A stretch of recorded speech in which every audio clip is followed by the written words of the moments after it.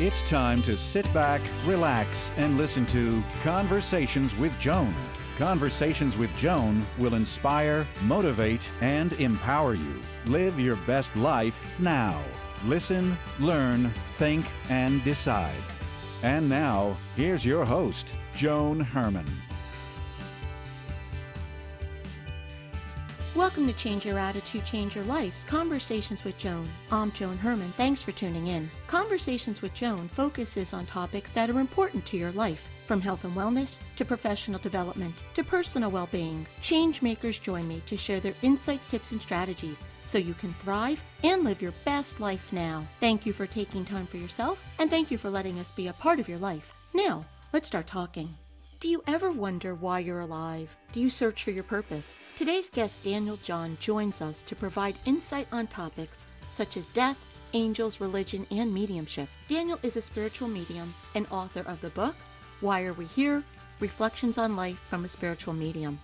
Welcome, Daniel. Thank you so much for joining us. Thank you for having me, Joan. I appreciate it. So, Daniel, whenever I meet someone who does the type of work that you do, it always fascinates me. And then when I learn that person's backstory, I realize that you're really no different than me or anyone else who's listening to us right now. You were raised Catholic, and you're doing work today that you never thought you would be doing. So tell us what happened that got you started on this journey. Yeah, it's a great question. I never imagined this. And the short version of the story is I was sitting next to a woman at a restaurant, at a work event, and I started to get these feelings, impressions. I can't even explain it. I definitely couldn't explain it then, but the best way I could put it now is they were impressions. They were thoughts that came into my mind. Well, those thoughts ended up being her husband's name and her kids' names and very detailed, specific, helpful information for this woman. And it turned out after about 45 minutes, we realized that somehow, some way, her husband's energy was impressing thoughts, I say, coming through to me so that I can help her in her grieving process. And it turns out that about 6 months prior to us meeting, he passed away suddenly, instantly, and they were married for 30 years and they never got to say goodbye. So this was their goodbye. And the most important part of that is at the end, I'll never forget her saying to me the words that stick with me today, which was, "Thank you so much. I've been waiting for this." And that healing, that love that was provided through me by Spirit was one of the most powerful experiences I've had to this day. Daniel, when that was happening to you, did you realize what was going on? I mean, had this ever happened to you before? You know, looking back now, was it something that occurred more frequently, but you didn't realize it? I didn't. I had no idea what was going on. It never had happened to me before. I tell people when they ask this, that's a great question, is I've had times in my life where I was guided to share things with people where there's no way I knew any information about how I knew it, but I knew it had come from somewhere or somehow, but I didn't really think much about it because I really love helping people. But to connect with the soul specifically, to provide healing on this type of level had never happened before. So I didn't even know what was going on. So when that happened to you, were you frightened by it?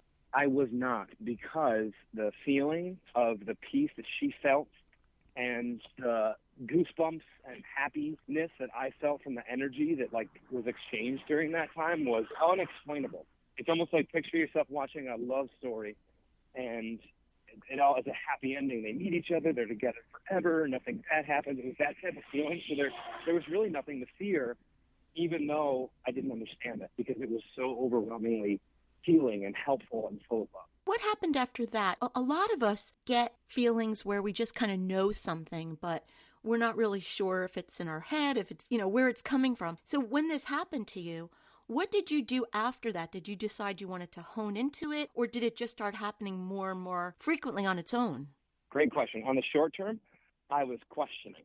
I'm a logical, pragmatic, left-brain male thinker, and I didn't understand what happened, but because it provided so much love and healing, I was in tune to it because, or at least I should say interested in continuing to do it, mostly because of the words she said to me and the way that she smiled and cried with happy tears for the reunion. So on the short term, nothing happened for about a year, actually.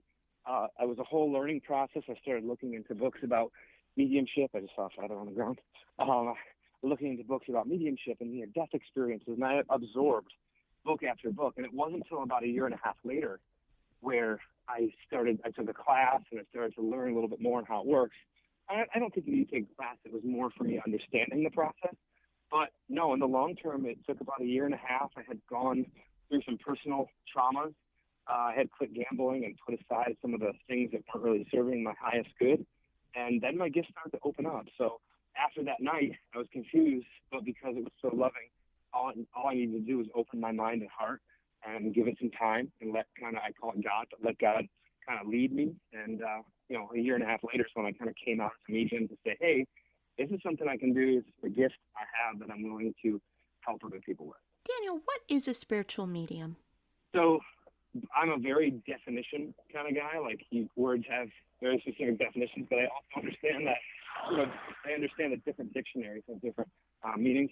In my opinion, a medium is just a halfway point between two extremes, that being the spiritual world and the human world. Anyone who's able to have two-way communication with spirit or energy or the spirit world is considered by definition a medium. The reason I put spiritual in front of the word as far as defining it so people understand it a little bit more. I could really just put medium. I don't really love the word psychic. We can go down that path as far as definition of that word. But I call myself spiritual medium because I lump God and Spirit and Holy Spirit and Source and the universe all in one word that we can't even really understand. So I call myself that, so it's a little bit better of an understanding for the person who sees it.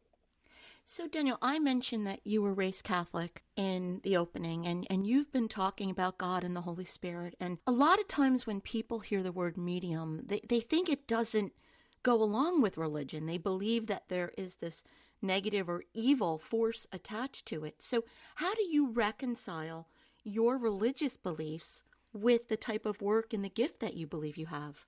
Great question. Internally, my reconciliation took years. It took a lot of Bible study. It took a lot of reading about how to read the Bible. I've read hundreds of books on near-death experiences, Bible, Jesus, you name it, religion in general. And so the internal reconciliation took a long time and a lot of prayer and then also it's a result of literally thousands of mediumship sessions that have resulted in more faith and loving life again and being a loving person. And, because a lot of people, when they lose their loved ones, they fall away from that source we call God. So internally, it took a long time. Externally, what I've learned from that long time is a medium is just someone who's in between the spirit world and the human world. Jesus, Paul, Moses, they're all mediums.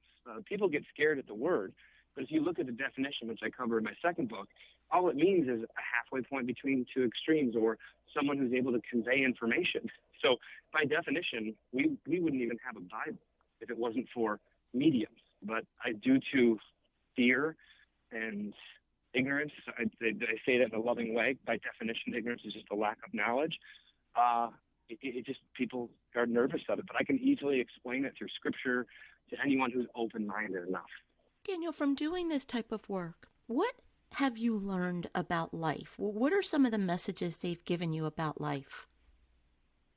Oh, loaded, but I love the question.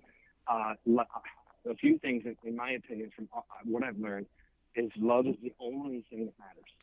Nothing else. It's only about love. The opposite of that is fear or sin or demons. But love is the only thing that matters. We are here to learn. We are here to grow. We are here to love unconditionally, even if someone hates or condemns you. Love is the only thing that we are supposed to respond to, and that is the true test, because that is our true nature. 1 John 4:8 says God is love. So we can't put a definition, in my opinion, on God, but love is the most important thing, and treating other people kindly is the most important thing. And you know what? You have a purpose. Every single person, whether it's you, Joan, or I, or anyone listening to this, we all have a very specific purpose. And I look at Earth like a school, and that school is teaching me how to love and forgive and have compassion, and that everyone's equal.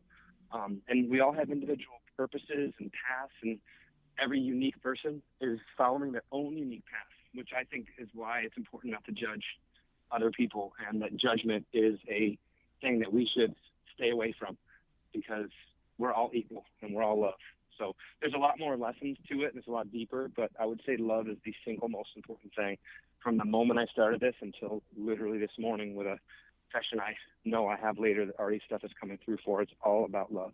You talk about the importance of love, and there's so much pain in the world today, and so often we feel like we're all alone, but we're really not. You say we have a plan. Each one of us has a plan. Are there guides? Are there angels? Do we have people that, or spirits, I should say, that are always by our side helping us to navigate this plan? In my opinion, Jeremiah 29:11 is a verse that talks about our plan. And as far as angels and guides, from my experience, absolutely. And I used my favorite, absolute all-time movie, It's a Wonderful Life. And in that movie, George has Clarence, Clarence is known his whole life from the time perspective in the beginning. It's a little off, but it's someone who's looking after you. I feel like some of us have one, some of us have multiple. But that's why I think verses like ask and you shall receive are Matthew 7:7, because you have this team of people. I talk about it in my book. I think it's chapter 7 or 8. I'm not sure. But, I feel like we have this team of energy. We call it energy or spirit or whatever word you want to use. It's like ready, willing, and able to help us when we're ready, willing, able to accept something greater, call it God, ask, which pray, and receive, trust. Because once you do those combination of things, there's a team that will make it completely obvious of where your path or your easiest path or your best path in life will go. Are our angels loved ones that have passed, or are they different guides that are assigned to us? And when our loved ones pass, do they follow us? Do they stay close to us? Yeah, great question. In my opinion, I believe that we, with the human ego, separate energy when in reality it's all one. But from the human individual perspective, I do believe that there are certain, I've been told to share this with specific people who then later confirmed that they would believe that their grandfather or their child or their parent was sure enough their guardian angel. So yes, I think that's a possibility and a high probability, but each one has their own unique, and I've also their own guide. And I've also learned that they change throughout time, throughout lifetimes, depending on your growth. And absolutely, 100% from all of my experience and readings, and now readings meaning books and sessions meaning mediumship sessions, and the thousands of sessions I've had, I 100% can say, in my opinion, that from my experience, our loved ones are literally always with us. And the way my analogy for that is, we're living life, it's a movie, and our soul is experiencing this reality in the body. Our loved ones are sitting there having popcorn, hoping that we, every day throughout our life, make good, loving decisions. And they're with us, they're supporting us, they're encouraging us, and literally always with us, in my opinion. Is there something that we each can do to learn how to tap into their guidance or their messages on our own? That's a great question. So in my book, I talk about putting yourself at a high vibration, and that includes loving, not judging others, forgiving, having compassion, praying, meditating, eating properly, taking care of your body. For me, I had to quit gambling. I had to quit drinking. You put the human stuff aside. I talk about in Colossians chapter 3, verse 2, focusing on the things of the spirit, which is love. All these things, drinking and smoking and gambling and pornography, these are all egoic, demonic things that really lower our vibration. When you put those aside and you do all the other things I mentioned, you raise your energy and you put yourself, in an energy that resonates or vibrates as close as source as possible. Jesus is my favorite, someone who really learned how to do that and came here to teach us how to do that, fasting and praying and kind of saying, okay, this is the body. I'm putting it aside and focusing on what truly matters, which is love, which is spirit, which is God. The book is Why Are We Here? Reflections on Life from a Spiritual Medium. If you'd like to learn more about Daniel and his work, you can visit danieljohnmedium.com. In our final moments, what do you hope your work and your book does? How do you hope it helps people? My purpose in this whole thing, and I've even questioned it from a purpose perspective. My goal is to help people live the most absolute, beautiful lives they can, whether it's through religion or politics or love or anything in between, like letting people live their own life and serving their purpose and enjoying their time here, because I truly do believe life is a gift, is my absolute number one goal, priority, and what drives me. because there is some times where I get a little, I don't want to say hatred because I don't like that word, but I get a little kickback from some people who don't understand what I do.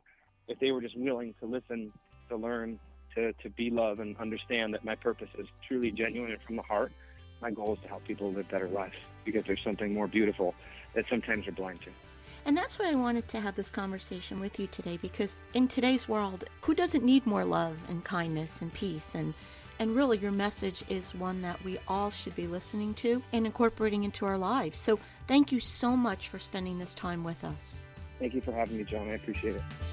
Thank you for joining us. I hope you found the show informative. At Change Your Attitude, Change Your Life, we believe that knowledge is power. Take what you've learned, apply it, and live your best life now. Remember that the information provided is the opinion of our guest and should never replace the advice of a professional who knows your personal situation. If you'd like more information, visit our website, cyacyl.com. That stands for Change Your Attitude, Change Your Life. While on our site, listen to past shows on demand, read the digital magazine, sign up for our mailing list, and be sure to follow the show on social media. Until next time, this is Joan Herman. Thanks for tuning in.